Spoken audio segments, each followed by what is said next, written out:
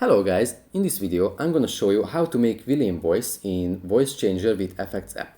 But first I just want to mention, do not forget to subscribe to my channel because at 100,000 subscribers I'm gonna show you my whole YouTube revenue statistics and growth strategy and how to make money online.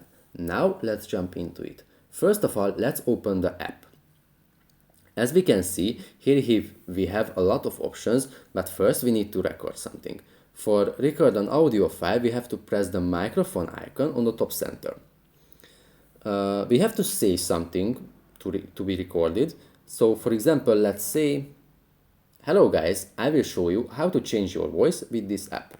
Now we could choose from a ton of different effects. For the villain effect, we have to scroll down a little bit and search for the villain option. As we found it, we have to press the play button next to the villain text. Hello guys, I will show you how to change your voice with this app. That's pretty much it for this video guys. See you in the next one. Bye.